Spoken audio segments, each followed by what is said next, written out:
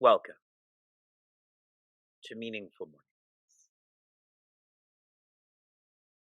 We will complete this semester, our longest semester ever, on Monday, June 10th.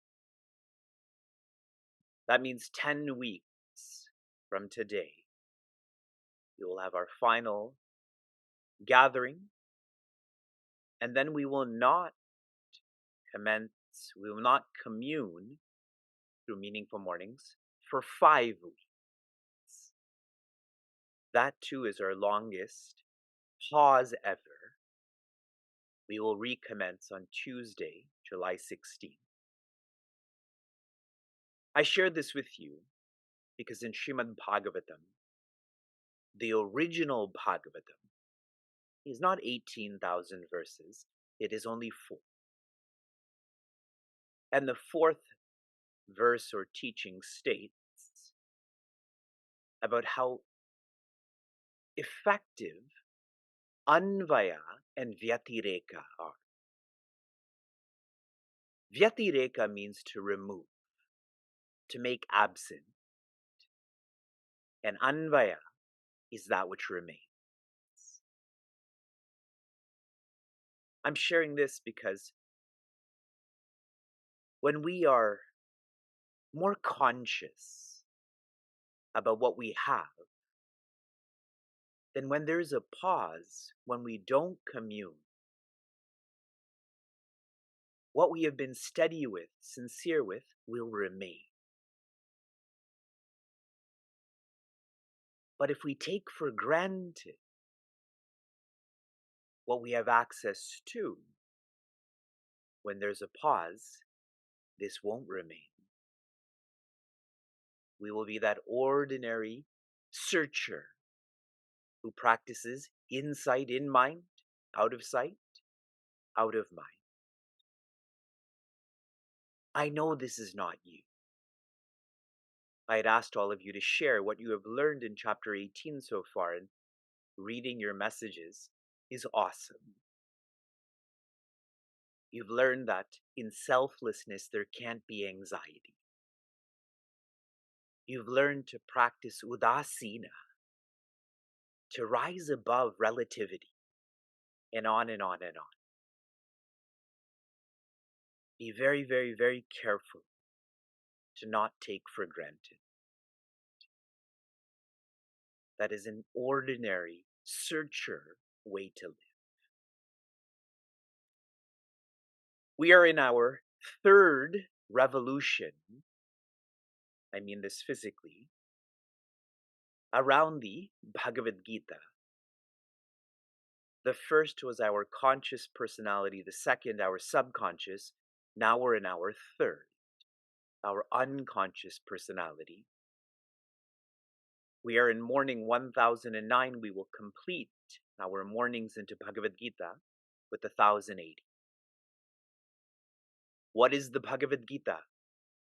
I'm reading some insights from Pujya Swami Tejomayananda, Pujya Swami Chinmayananda. These are the sensitive touches that raise the status of the Gita as a philosophical art piece, which has at many points improved upon the philosophy of the Upanishads, as was then understood by the Arjuna generation. Not that the Gita has contributed any new theory or creed, but in its outright, matter-of-fact, down-to-the-earth, practical discussions, it has made the old ideas of the Upanishads relived, groomed, and redressed to suit the fashion of thought in the modern times.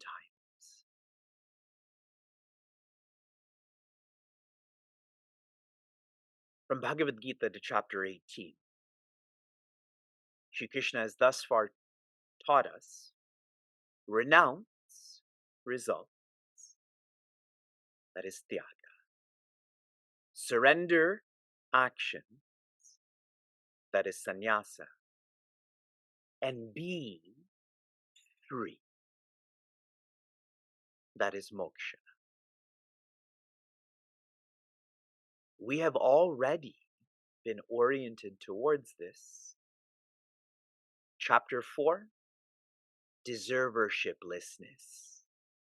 Chapter 5, Doershiplessness. Chapter 6, Delight. Those who are following through with contemplation, they feel a delight, not externally but internally.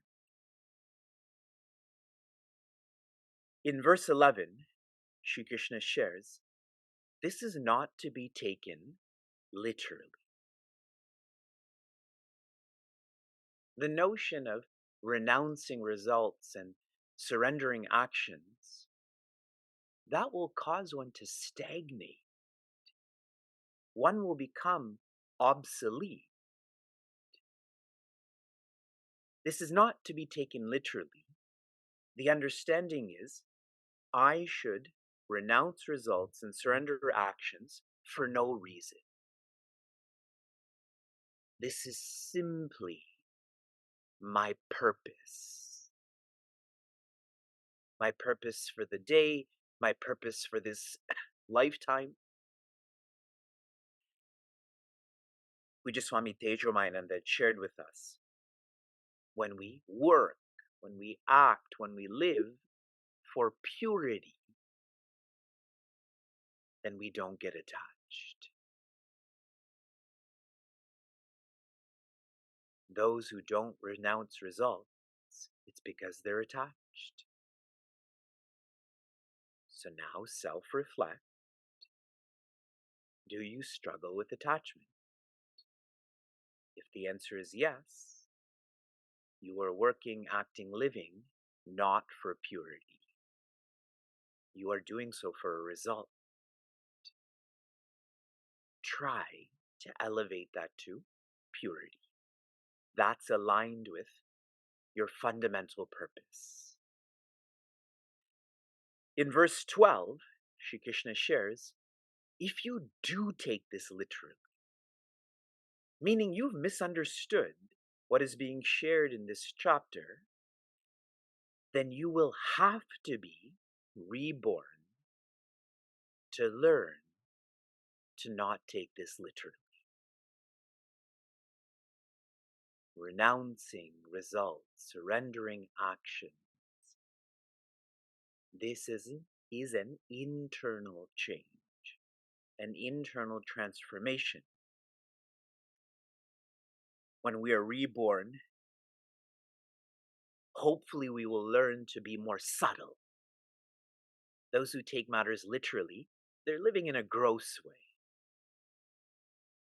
For one to learn to be more subtle.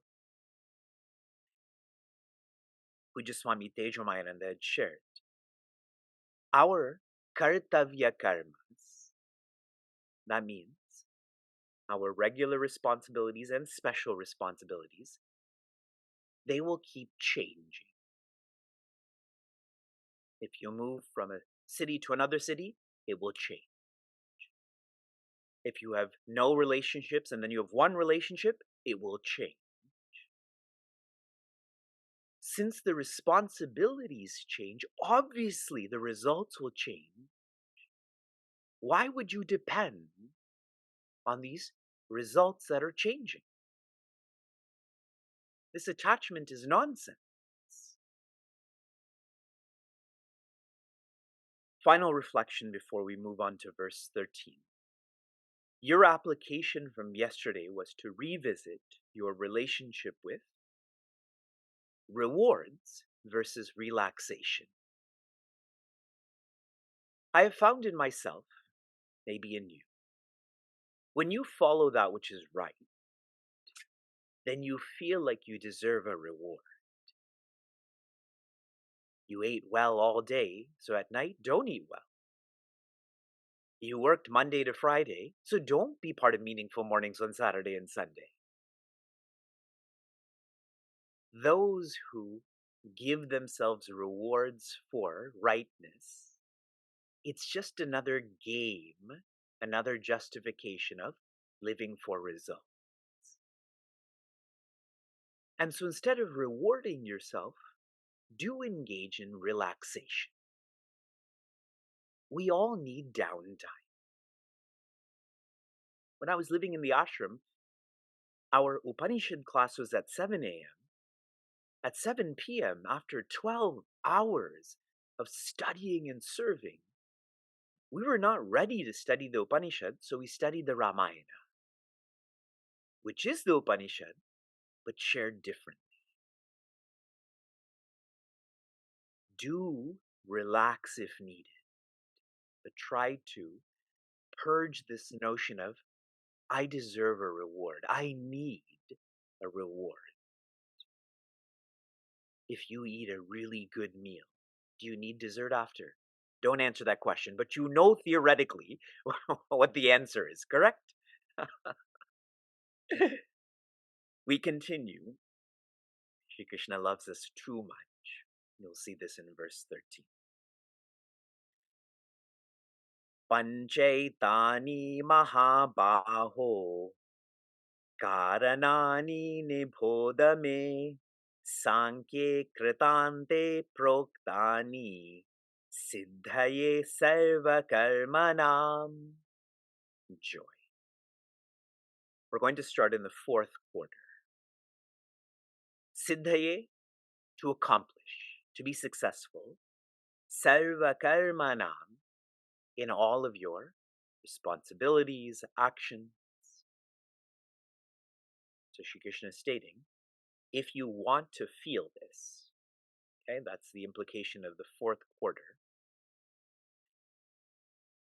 What's really lovely about just this fourth quarter, we are so involved in doing, but we rarely pause and reflect on how we are doing, why we are doing. And so Shri Krishna is triggering in this verse epistemology, to focus less on the doing, but how are you doing? Why are you doing? The mechanics of what it means to accomplish, to be successful. So now going to the first quarter, Mahabahu, Prince Arjuna, you are certainly strong outside. If you really want to be comprehensive, you have to be strong inside. Pancha etani, to accomplish, to be successful, 5 factors are involved, need to be understood. Not just the doing, which is physical, but again, the how, which is more mental, the why, which is more intellectual. Trying to make this more relative. In our Subodha Vedanta class yesterday, we studied a verse that stated, for one to experience moksha, one has to be an active listener, active reflector, active contemplator. Shravana, Manana, Nididhyasana. And you have listened to this many times, I've read this many times. But Pujya Swami Tejomayananda added a 4th factor. He had stated, Tu mukhyataha gurov kripa, which means the most powerful factor to be free is the grace of one's guide. And I'm bringing that out because we think we know all the details about living, about our maps, but it's these refinements, the divinity in the details, that really lead to one accomplishing, being successful with moksha. Second quarter, karanani. For all of this doing, nebodhame, listen to me. Learn from me. And here's where I'm sharing that Shri Krishna loves us too much. When someone gives you an answer, they give you an answer and then they say, go away. And if they don't say it, they want you to go away. Shri Krishna just doesn't let Prince Arjuna go until they're one. Until Prince Arjuna feels what Shri Krishna feels, he's not letting him go. This is actually the whole purpose of Shravana Manana Nididhyasana, is for one to feel the message is real and personal. So Shri Krishna is sharing, listen to me. What I have taught you is real and personal. I live like this. I feel this. You should too. If one follows through with quarter 4, quarter 1, quarter 2, then they will feel quarter 3. An astounding quarter. Sankhye proktani. What is shared, what the vision of Sankhya is, kritanta, all of one's actions will be complete. When you surrender your actions, what's next? You become free. So this is clear to you. Tyaga, but specifically sattvic tyaga, is the same as karma yoga. Sannyasa is the same as jnana yoga. How do you practice chapter 2? By practicing chapter 3.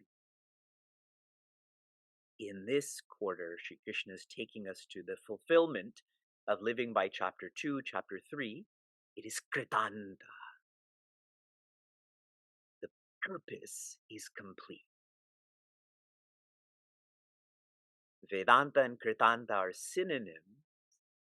You now know vastness, and you feel kritakritya. With realization comes rest. In the next series of verses, Shri Krishna will explain what these 5 factors are. From inspiration to application, your application was to revisit your relationship with rewards and relaxation. I've already explained that. Your application for this morning is, I want you to guess. Try to reflect on what these 5 factors will be to be fulfilled. Shanti, shanti, shanti, be joy.